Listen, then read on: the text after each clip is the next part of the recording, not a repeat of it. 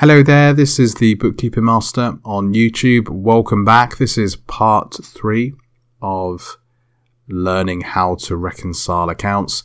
In this video, which is the final part to this series, I will teach you how to reconcile a bank account, and I'll give you some links at the end of this video so you can see real live reconciliations in process and build upon what you've learnt in this series. It's really important that you've seen the previous 2 videos. I've created part 3 with that in mind, that you have watched part 1 and part 2. So if you've joined the series here, or if you've skipped to part 3, go back, because this video will not be as beneficial as it could be if you had watched the previous 2 videos. Okay, so let's just have a quick review.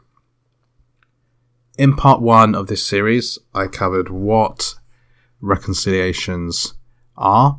They are a comparison of accounting records against financial statements.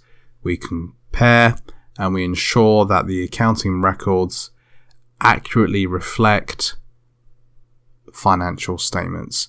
And the accounts that can be reconciled are bank accounts, which includes current and checking accounts, savings accounts, supplier accounts, tax accounts, loan accounts, mortgage accounts, credit card accounts, anything you can get a statement for. The relevant account in the financial accounts can be reconciled.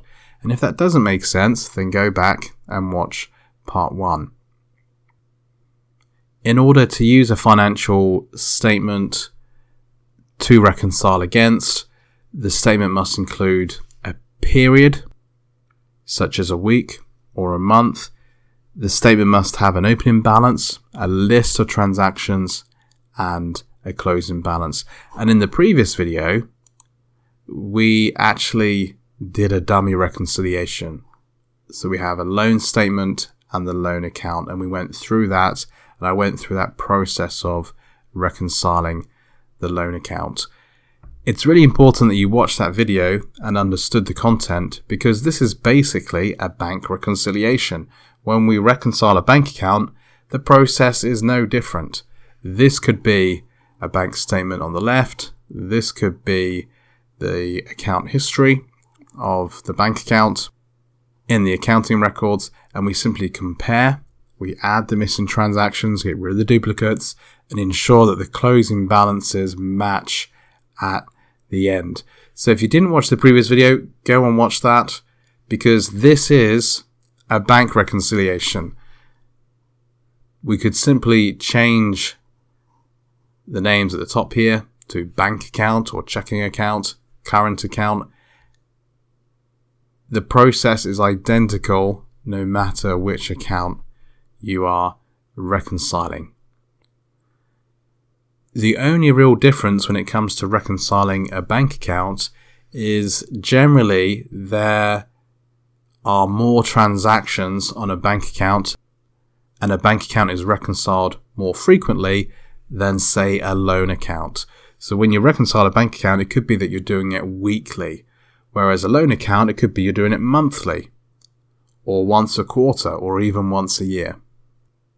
So bank accounts generally have a lot more transactions, so they can be a lot more complex. And because there's a lot more transactions, the bank account is reconciled more often. When reconciling the bank account, you're looking for those same things. You're looking for transactions that are missing. You're looking for duplicate transactions that need removing. And you're looking for transactions that need amending. Perhaps the amount is wrong, perhaps the date is wrong, perhaps the description is wrong, the supplier, the customer. There could be a number of things wrong about the transaction.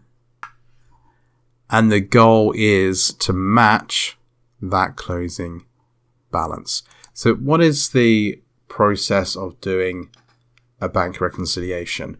You choose the period that needs to be reconciled, and that period generally follows the previous reconciled period. So if you last reconciled January 2025, up to the 31st of January 2025.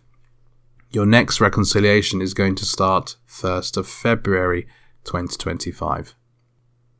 Reconciliations usually follow each other. We don't just reconcile random weeks or random days, months in any order. They follow on from each other. And if you're using accounting software, generally it won't let you reconcile any period. You have to follow from the previous period. You then compare the accounting records against the bank statements, add any missing transactions, remove duplicate transactions, amend incorrect transactions, and ensure the closing balances match. If you're doing a bank reconciliation on Excel or similar software, then it's going to be very manual and you'll need to follow this process step by step. If you're using accounting software, there will be a reconciliation feature on the software which will guide you through the process, and there will be like a match button that you can press to finish the reconciliation. So these are the basics of doing a bank reconciliation. Now, to build on this, I've put some links below where you can see real live reconciliations on accounting software. That's Sage, Xero, QuickBooks. And I've also included a link for a manual reconciliation using Excel. So go ahead and click on those links. If you're watching this on my website, then the links are on the page. So reconciliations. If we go down to part 3, they are here. Thank you so much for watching. If this series has been helpful, please like, please subscribe. This is the basics of reconciling accounts, and using those links in the description below and on my website, you can build on those basics and actually see a live reconciliation. Thank you so much for watching, and I'll speak to you in another video.